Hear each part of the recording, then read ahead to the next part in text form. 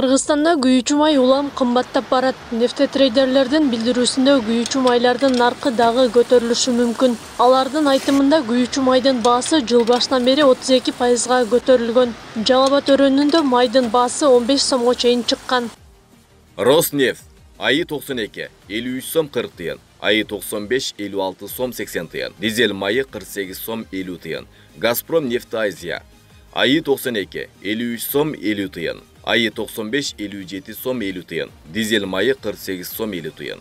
Айдоочу Замир Шакулеев Каракөл Жалал Абад багытындагы жүргүнчүлөрдү ташыйт. Бир багытта 3-4 саат жүрүп келип, кардарлар жок болуп калса, бир күн шаарда күтүп калат. Эгер кардары жок Каракөлгө кайтып кетсе, келген чыгымды актабай калат. Буга күйүүчү майдын кымбаттаганы себеп. Күйүүчү май 35 убагында 300 сом, 350 сом болчу. Андан көтөрүлдү 40ка, 45ке, 400гө көтөрүлдү. Азыр күйүүчү майдын баасы 55 сом болуп атат. 450 сомго көтөрүлдү. Ошо бензин күйүүчү май кымбат болгон үчүн биз 450гө көтөрдүк. Бизге эмне дегенде бизге актабай калып атат. Биз Каракөлдөн келип кеткенибиз актабайт да.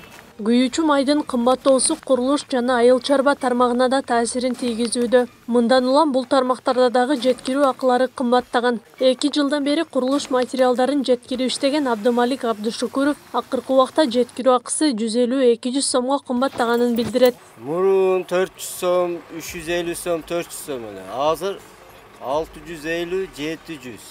Анан объему карайт 800 боло берет.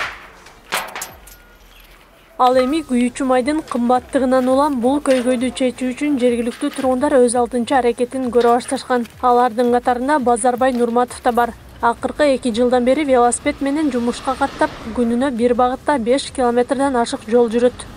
Ошондон бери ушу велосипед менен барамын, велосипед менен келемин, кышын жайын. Себеби өзүм ден соолугума пайда келет. 7:30 чыксам, кеңири велосипед кылам. Ошо bir 10 minut 15 minut murunраак чыгамын. Ошо айткан убагыма жетип барамын. Ишке барамын, үйгө келемин. Жол машина күтпөймүн. Жол кирема дагы эконом болот. Каерде болсо, мындай жумуштарым болсо, аткарып кете беремин. Машина күтүп калат, машина келбей калат дебеймин.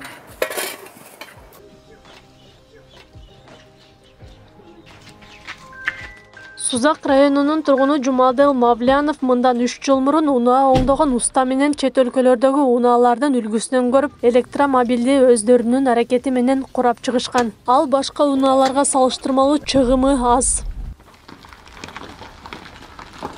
Биздин ушул машинабыз 10 киловатт электр энергиясын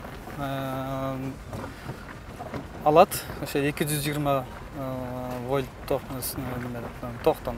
Ошондой айына 200-250 саат ушундай менен эле жүрөм да. Узактыгы жүрүш алыска ошол 90 километрге чейин жүрсө болот да.